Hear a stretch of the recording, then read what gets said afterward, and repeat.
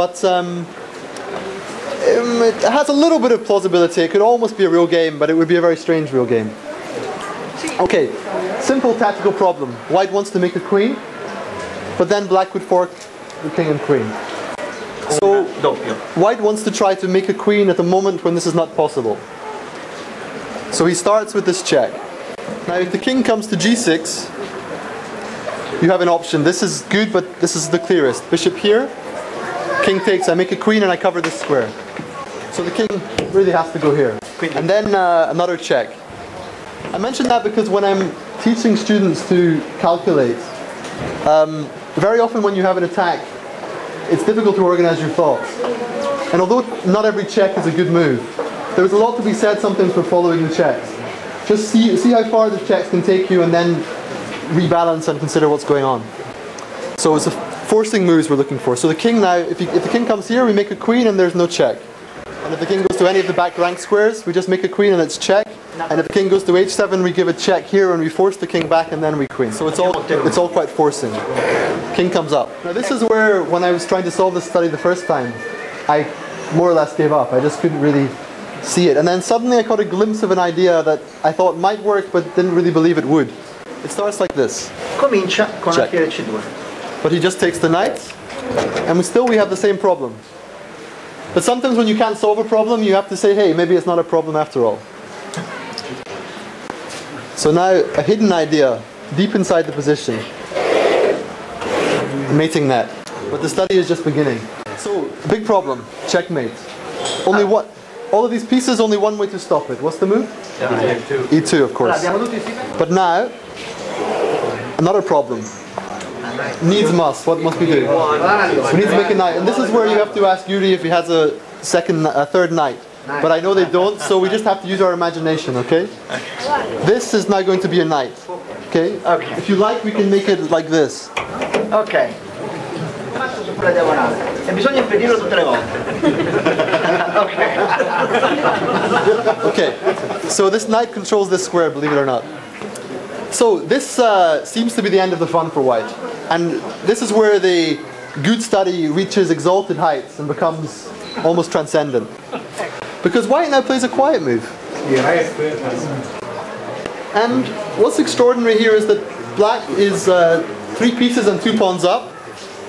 And normally his knight should be able to control the squares necessary to stop the bishop giving checkmate. But even though there's no direct threat, there's no threat here, it's covered, there's no threat here, it's covered, black has a whole move. But it's not enough to survive. But what can you try? So the principal threat, of course, is this one, yeah? This is the main threat. But there are sneaky hidden threats also. Here, here, this one also.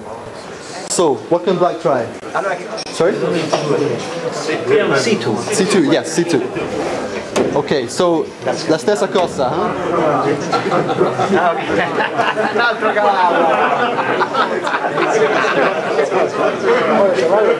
Right. Now again, the knight stopped the bishop coming. And this is again, usually studies have some deep positional principles hiding inside them if you know where to look. In this case, forgetting this exquisite study for a moment, just think about this. A simple point. A knight, if it wants to control one color of square, has to be on the other color of square. So the knights have to control the light squares, they're on the black squares. Simple point, but it's very useful in chess. If you find you have a problem with a color complex, it's probably because your knights are on the wrong color of square. So how does white continue the fun? Bishop b5. Okay, but again, no, it's not allowed. Now the knights, black is following good positional principles. The knights are covering the light squares. But alas,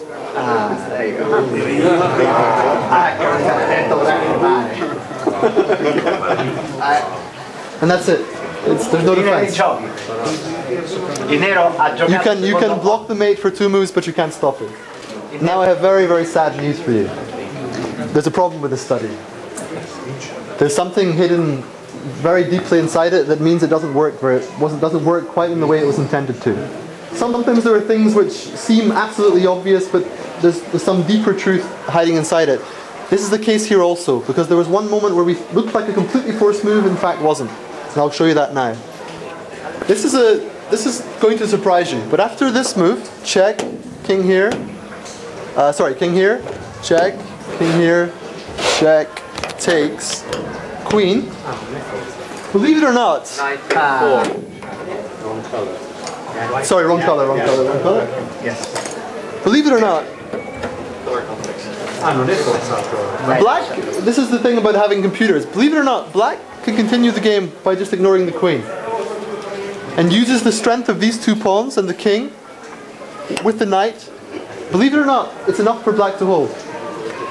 It took me quite a while to accept this because it's not obvious at first. I mean, this knight is out of play. This bishop looks really stupid. These pawns seem to be blocked. But the combination of this king, this knight, and this pawn, the fact that this pawn will fall completely, and sometimes this discovered check is also quite important, means that black can actually hold. And you can check this with a computer and it confirms the evaluation. But here's the thing. If white has a pawn here, the position becomes winning again. As we all know, the kind of joy and sadness of chess is all about the fact that small details make a big difference. So this turns out to be winning for white, partly because this pawn doesn't drop, in fact mainly because this pawn doesn't drop, and it means that in the variations that follow, white is actually winning.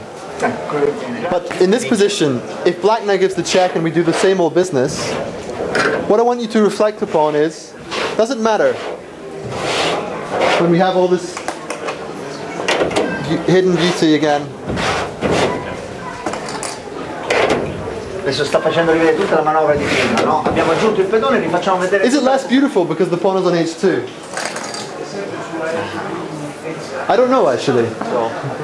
Some think it is. For me, there's something not so pure about it anymore. As if it's become tainted, as if somehow the joy has gone a little bit.